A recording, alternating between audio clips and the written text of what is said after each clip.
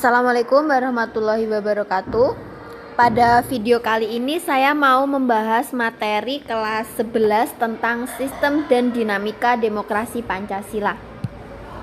Nah, pada bagian ini kalian akan diajak untuk mendalami materi tentang sistem dan dinamika demokrasi di Indonesia. Lalu setelah kalian mempelajari materi ini, diharapkan kalian bisa merasakan manfaat apa dalam pelaksanaan demokratisasi di negara kita. Sebelum kita membahas lebih lanjut mengenai makna dari kata demokrasi itu sendiri, coba kalian sekarang amati dalam kehidupan keluarga kalian di rumah. Apakah dalam membahas segala permasalahan, misalkan pembagian kerja di rumah, peraturan keluarga, pilihan sekolah, itu sudah dilakukan dengan cara musyawarah? Apakah kalian diberi kebebasan dalam berpendapat? Apakah keluarga kalian senantiasa melaksanakan musyawarah untuk membahas suatu persoalan? Dan apakah semua anggota keluarga diberikan kebebasan untuk berpendapat? Dan apakah keluarga kalian itu saling menghormati pendapat dari anggota keluarga lain apabila sedang melakukan musyawarah? Kalau iya, berarti keluarga kalian itu telah menerapkan sistem demokratis. Demikian pula halnya seperti yang ada di sekolah.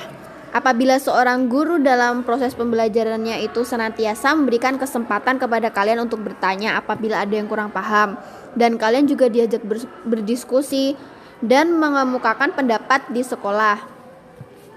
Begitu pula juga di lingkungan masyarakat, apabila setiap permasalahan diselesaikan dengan cara musyawarah mufakat, berarti semua di lingkungan masyarakat tersebut sudah mengembangkan sikap demokratis.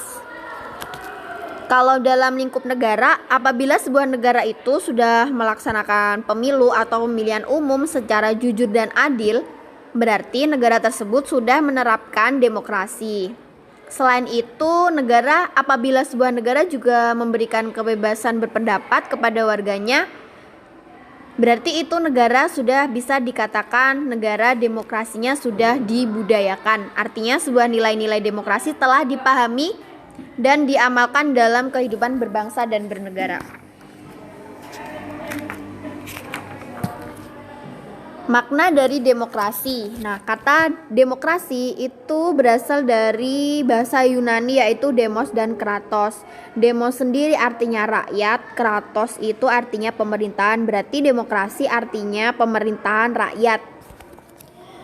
Ini menurut KBBI, demokrasi itu istilah politik yang berarti pemerintahan rakyat.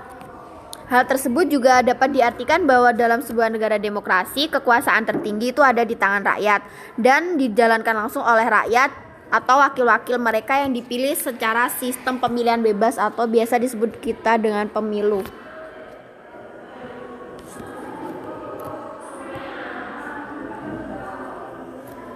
Ini adalah penerapan demokrasi yang ada di Indonesia. Itu didasari oleh sila kerakyatan yang dipimpin oleh hikmat kebijaksanaan dalam permusyawaratan perwakilan, yang dijiwai oleh sila ketuhanan, kemanusiaan, persatuan, dan dijiwai oleh sila keadilan sosial.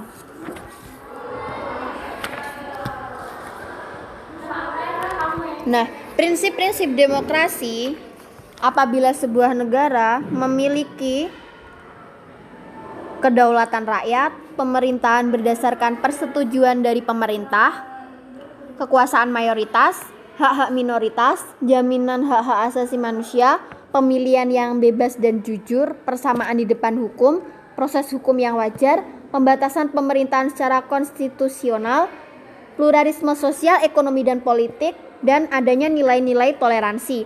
Berarti prinsip-prinsip itu, apabila sebuah negara sudah menjalankan prinsip-prinsip itu, berarti itu dikatakan negaranya sudah menerapkan sistem demokrasi.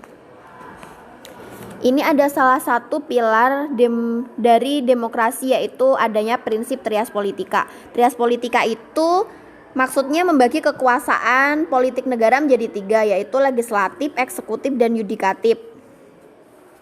Untuk mewujudkan 3 jenis lembaga ini, lembaga ini berada dalam peringkat yang sejajar satu sama lain, jadi tidak ada yang saling mana yang di atas mana yang di bawah, itu tidak ada. Jadi semuanya itu sejajar dan independensi, yaitu mengurusi urusannya sendiri-sendiri, berdirinya secara independen.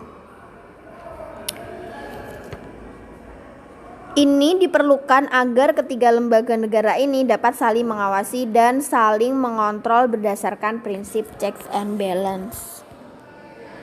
Nah, sekarang dari makna demokrasi, kalian bisa tulis kesimpulan dari materi yang sudah saya jelaskan tadi. Silahkan kalian menulis apa yang sudah kalian dapat dari materi kali ini. Apabila ada kurang lebihnya, saya mohon maaf. Terima kasih. Wassalamualaikum warahmatullahi wabarakatuh.